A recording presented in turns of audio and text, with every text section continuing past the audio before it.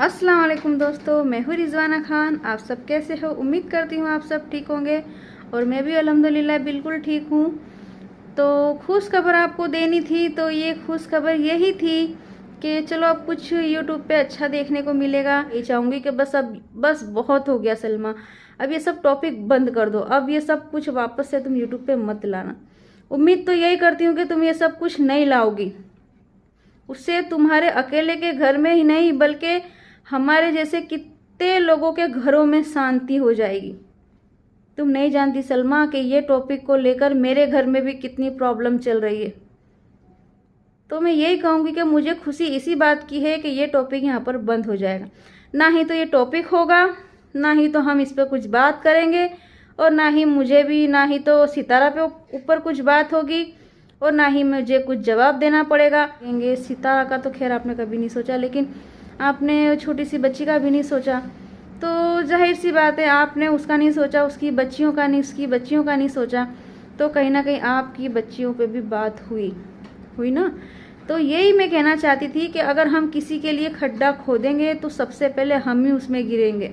किसी का कुछ नहीं गया सलमा, तुम्हारी बेटियां बदनाम हो गई। अभी तो सिर्फ तमन्ना पे बात हुई है। अच्छा हुआ जो तुमने अपना फैसला बदल लिया, यूट्यूब से ये सब बातों से किनारा कर लिया। बहुत अच्छा करा सलमा तुमने, क्योंकि अभी तक तो सिर्फ तमन्ना पे बात हो रही थी।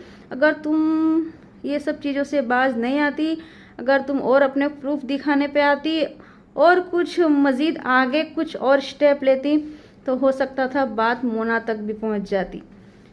तो ये तुमने बहुत अच्छा करा सलमा कि ये बात को तुमने यहीं पर एंड कर दिया। लेकिन तुम ये जो प्रूफ दिखाकर, थोड़े थोड़े दिनों में जो ये प्रूफ दिखाकर, ये जो लाइव में आकर ऐसे सब लोगों से के साथ मिलकर बातें कर कर इससे तुम्हें डॉलर मिल जाएंगे, व्यूज़ ज़्यादा मिल जाएंगे, लेकिन तुम्हारी इज्जत कम हो जाएगी सलमा। तो बस ये सब टॉपिक अब यहीं छोड़ दो, ये सब बंद कर दो।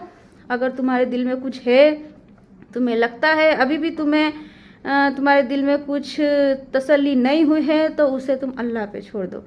ठीक है, कुछ फैसले हमें अल्लाह पे छोड़ देने चाहिए।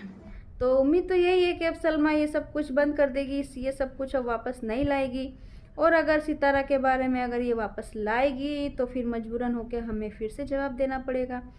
हम अपनी अपनी ब्लॉगिंग करें, कोई बात नहीं। अगर व्यूज़ थोड़े कम आएंगे तो कोई बात नहीं, हम अपनी मेहनत से आगे बढ़ेंगे, ठीक है ना। लेकिन हम ये सब कुछ गलत काम करने से भी बचेंगे और गलत चीज़ें देखने से भी बचेंगे।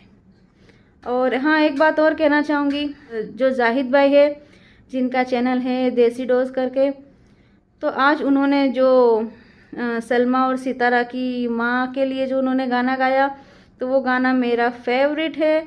वही गाना मैं अपनी मम्मी के लिए गाना चाहूँगी। वैसे ये गाने पर मैंने पहले भी अपने इंस्टाग्राम पे एक वीडियो बना के अपलोड की थी। मुझे ये गाना बहुत पसंद है और मैंने अपनी मम्मी के लिए ये वीडियो बनाई थी। इंस्टाग्राम पे मैंने पहले भी पोस्ट की थी, तो मैं ये गाना फिर से दोहराऊंगी अपनी मम्मी के लिए, लेकिन यहाँ पर नहीं, वो मैं शॉर्ट वीडियो में अपलोड करूँगी, तो वो आप सब देख लेना। सलमा, मैं तुमसे एक बात और कहना चाहूँगी। तुम रोज़ा रसूल पे गई, तुमने नमाज़ पढ़ी, बहुत अच्छी बात है, बहुत ही अच्छी बात है। लेकिन सबसे पहले तुम्हें अपनी माँ से माफ़ी मांगनी चाहिए, और अपनी माँ से जो तुमने जो सलूक किया है अपनी माँ के साथ, यानी कि जो अपनी माँ का तुमने जो दिल दुखाया है, तो वो तुमने ठीक नहीं किया सलमा। तो प्लीज़ तुम सबसे पहले अपनी माँ से माफ़ी मांगो, और अपनी माँ से जो भी तुमने किया है उस बारे में, भले कुछ भी बात हो, कैसी बात हो, लेकिन हमें अपनी माँ का दिल नहीं दुखाना चाहिए। भले कितना भी बड़ा गम क्यों ना टूट पड़े हम पे, भले कितनी ही परेशानियाँ क्यों ना हो, लेकिन हमें हमारी माँ को इस तरह जवाब नहीं देना चाहिए, इस तरह नहीं झिड़कना चाहिए जिस तरह सलमा तुमने अपनी माँ के साथ किया है। तो ये तुमने अच्छा नहीं किया सलमा। तुम नसीबदार हो कि तुम्हारी माँ तुम्हारे साथ है। उसी बातें ऐसी होती है कि वो हमारे दिल में ही रह जाती है। हम ये सोचते हैं कि हमारी माँ के लिए ये करेंगे, कि हमारी माँ के लिए वो करेंगे, लेकिन वो सब चीज़ें हमारे अंदर ही रह जाती, क्योंकि हमें नहीं पता कि किसकी ज़िंदगी कितनी लिखी है, कौन कब तक जिएगा, हमारे माँ बाप हमारे साथ कब तक जिएंगे, कब, हमें नहीं पता होता। क्योंकि ये सब बातें मुझ पे बीत चुकी है सलमा। मैं मेरी माँ के बहुत करीब थी, लेकिन मुझे नहीं पता था कि मेरी माँ मुझे इतनी जल्दी छोड़ के चली जाएगी।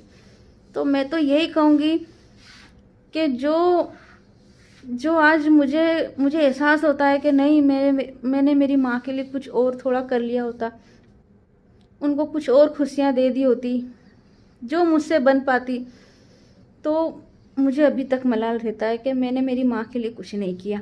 तो मुझे नहीं पता सलमा के तुम्हारी माँ के लिए क्या सोचती हो, लेकिन माँ माँ होती है यार। माँ के सिवा इस दुनिया में कुछ भी नहीं है, कुछ भी नहीं है। हम चाहे कितने भी खराब क्यों ना उनके साथ व्यवहार करें, कितना भी हम क्यों ना उनके साथ बात ना करें, कि कुछ भी करें, लेकिन एक माँ ही होती है जो सब कुछ भूल के हमें सिर्फ दुआएं देती है। माँ हमें कभी बद्दुआ नहीं देती सलमा। तो हमारा भी फ़र्ज़ बनता है कि हम भी अपनी माँ को कुछ ना दे सके तो कम से कम उन्हें दुख ना दें।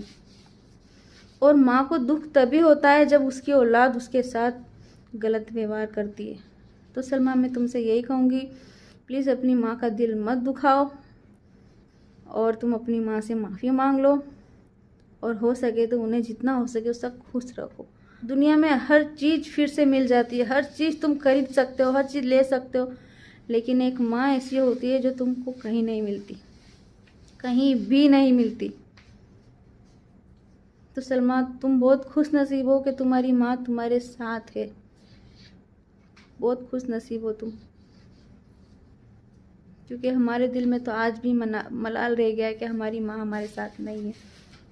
और हो सके तो मेरी चैनल को सब्सक्राइब करना, लाइक करना और शेयर ज़रूर करना। मुझे पता है आप लोग मेरी वीडियो देखते हो, लेकिन देखने के बाद ना ही तो उसे लाइक करते हो, ना ही तो सब्सक्राइब करते हो। तो प्लीज़ मेरी वीडियो को सब्सक्राइब करना, लाइक करना और शेयर ज़रूर करना। हो सके तो मुझे सपोर्ट करना। अगर आपको मेरी वीडियो अच्छी लगती है तो मुझे सपोर्ट करना, और अगर नहीं लगती तो कोई बात नहीं, ठीक है।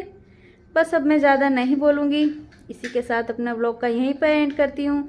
अल्लाह हाफिज़।